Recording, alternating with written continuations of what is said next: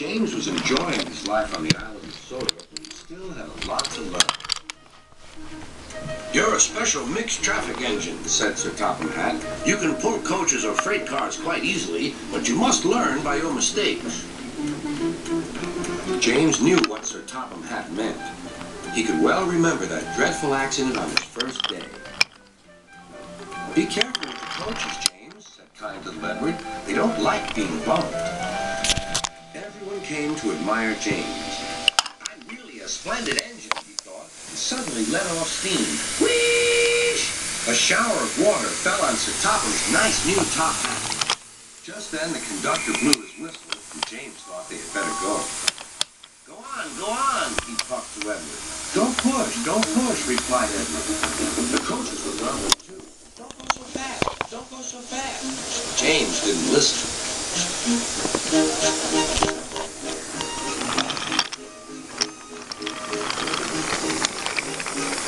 When at last they stopped at the next station, two coaches were beyond the platform. They had to go back to let the passengers out. No one seemed to know about Sir Topham's new hat, so James felt happy. Presently, they came to the station where Thomas was waiting with his two coaches.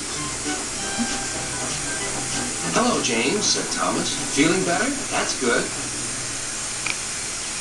Oh, that's my conductor's whistle. I must go. I don't know what Sir Topham Hatt would do without me to run this branch line. He puffed off in front. Edward and James passed the field where James had had his accident. The fence was mended and the cows were back again.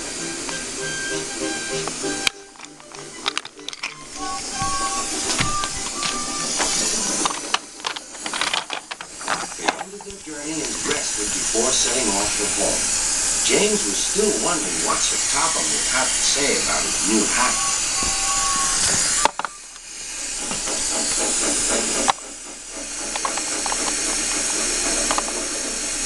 Next morning, he spoke severely to James. If you can't behave, I shall take away your red coat and have you painted blue. James didn't like that at all. He was very rough with the rumbling coaches as he brought him to the platform. Don't talk, come on. Gordon never has to fetch his own coaches, he thought to himself, and he's only painted blue. To make James even more cross, this time no one came near him. I'll show them, he thought. They think Gordon is the only engine who can pull coaches.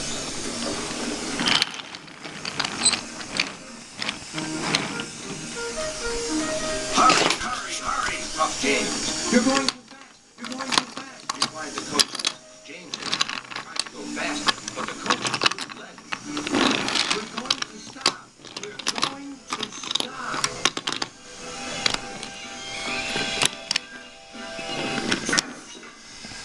What's the matter? James asked his driver. The brakes are on. Leak in the pipe, most likely. You've banged the coaches enough to make a leak in anything. How shall we mend it? Said the conductor. We'll do it with newspaper and a leather bootlace, replied the driver. But where is the bootlace coming from? Asked the conductor. Ask the passengers, said the driver. You have a leather bootlace there, said the conductor to a smartly dressed man. Please give it to me. I won't. Then I'm afraid the train will just stop where it is.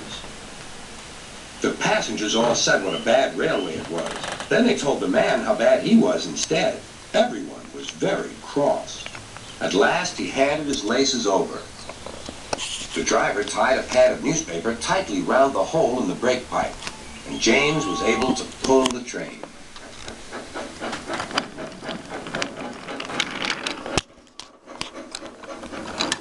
But he was a sadder and wiser James, and took care never to bump coaches again.